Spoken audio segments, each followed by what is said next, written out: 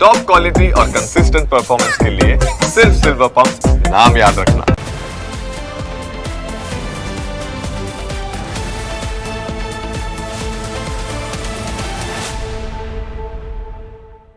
સૌથી પહેલા વાત કરીએ એટીએસે ઝડપેલા 2 જાસૂસ વિશે।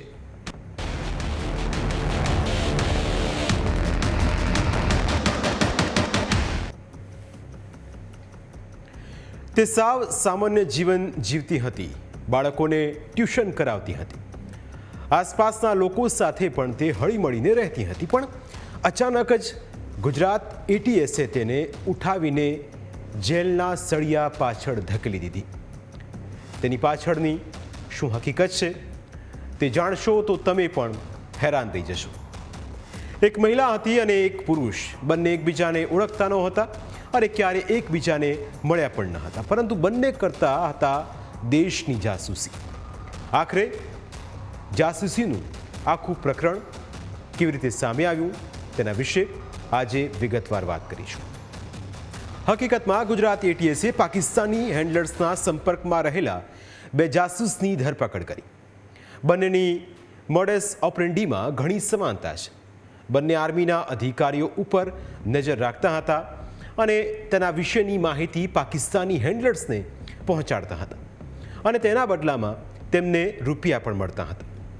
હકીકતમાં પાકિસ્તાની એજન્સીઓ મહિલાઓ દ્વારા સોશિયલ મીડિયા પર ફ્રેન્ડશિપ કરાવીને સિક્યુરિટી અને આર્મી સાથે સંકળાયેલા લોકો પાસેથી માહિતી મેળવવાનું ગુપ્ત ષડયંત્ર ચલાવવામાં આવી રહ્યું હતું। મહિલાઓ મીઠી મીઠી વાતો કરીને આર્મી અધિકારીઓને લગતી ગુપ્ત માહિતી કઢાવડાવે અને પાકિસ્તાની એજન્સીઓ સુધી પહોંચાડે છે। આ મોડેસ ઓપરેન્ડીનો ઉપયોગ પાકિસ્તાની એજન્સીઓ અવારનવાર કરતી આવી છે। આ કેસમાં પણ પાકિસ્તાની હેન્ડલર્સ ભારતીય આર્મીને લગતી ગુપ્ત માહિતી કઢાવવાનું અને પોતાના નાપાક મનસૂબા પાર પાડવાનું કામ કરી રહ્યા હતા, પરંતુ તેમના આ ઈરાદા સફળ થાય તે પહેલાં જ એટીએસે તેમના બંને જાસૂસોને ઝડપી પાડ્યા।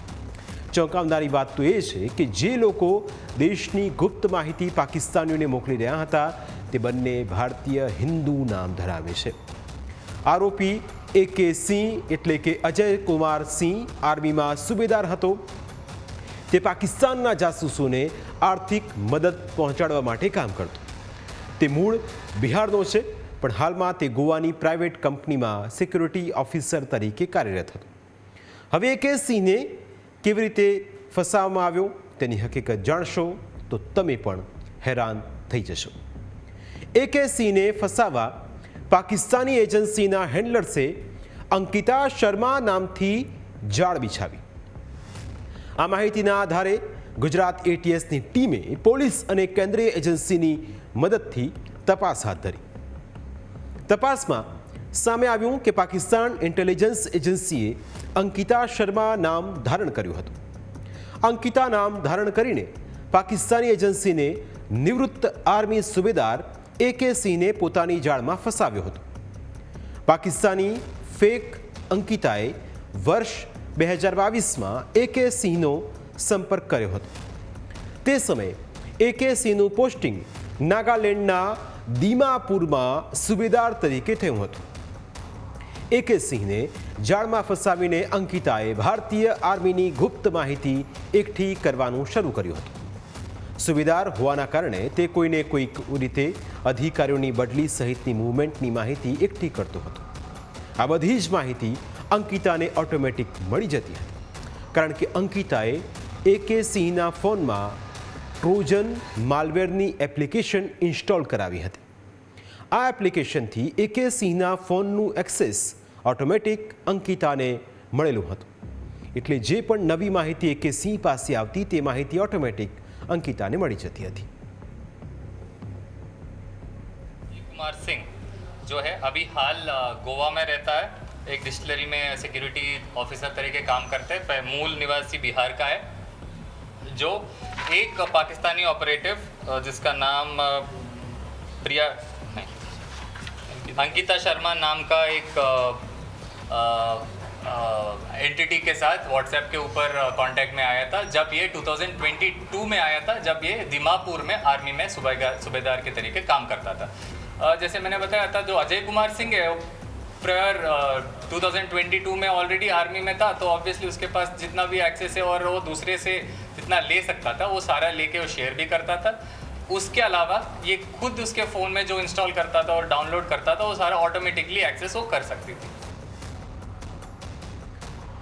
પાકિસ્તાની હેન્ડલર્સને માહિતી મોકલવામાં રસમાનીનું રવિન્દ્ર પાલનું નામ પણ સામે આવ્યું છે. તે મૂળ ઉત્તર પ્રદેશની છે પણ દમણમાં રહે છે. દમણમાં ટ્યુશન ક્લાસ ચલાવતી રસમાની સોશિયલ મીડિયા મારફતે પાકિસ્તાની હેન્ડલર અબ્દુલ સત્તારના સંપર્કમાં આવી હતી અને તેના મારફતે તે ખાલિદના સંપર્કમાં આવી હતી. અબ્દુલ અને ખાલિદે રસમાનીને આર્થિક લાભના બદલામાં પ્રિયા ઠાકુર નામ ધારણ કરીને ફોન કોલથી માહિતી એકઠી કરવાનું કામ સોંપ્યું હતું. રસમાનીને રૂપિયાની જરૂર હોવાથી તે તૈયાર થઈ ગઈ. ત્યારબાદ અબ્દુલ અને ખાલિદ સમયાંતરે રસમાનીને ભારતીય આર્મી જવાનોના ફોન નંબરની યાદી મોકલતા હતા. આ ફોન નંબર ઉપર કોલ કરીને રસમાની પોતાની ઓળખ પ્રિયા ઠાકુર તરીકે આપતી અને મીઠી મીઠી વાતો કરીને તે જવાનોને પોતાની જાળમાં ફસાવતી.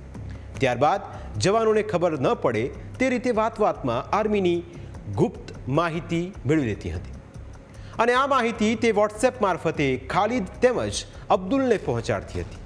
માહિતી પહોંચી જાય પછી પાકિસ્તાની હેન્ડલર્સ આ માહિતી ડિલીટ કરાવી દેતા હતા. રસમાનીએ માહિતીના બદલામાં રૂપિયા મેળવવા ઓનલાઈન બેંક ખાતું પણ ખોલાવ્યું હતું. તપાસમાં એ પણ સામે આવ્યું છે કે રસમાની જે નંબર પર વાતચીત કરતી હતી તે ઓફિશિયલી +92 નંબરની સિરીઝનો હતો, એટલે કે પાકિસ્તાનનો હતો.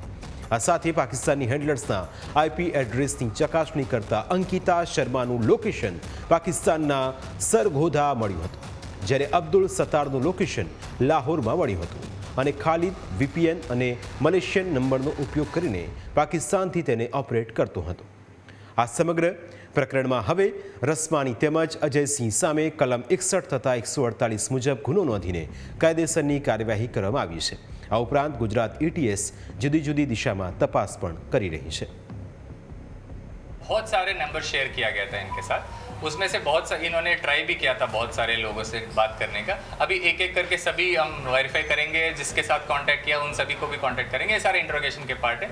जो भी सेंसिटिव इन्फॉर्मेशन है as a part of investigation वो दिखा जाएगा. इसका क्लियर इंटेंशन और क्या हो सकता है, इसके अलावा इन्होंने क्या क्या शेयर किया और कब से कॉन्टैक्ट में है, पूरा फाइनेंशियल ट्रांजैक्शन का ट्रेल क्या है.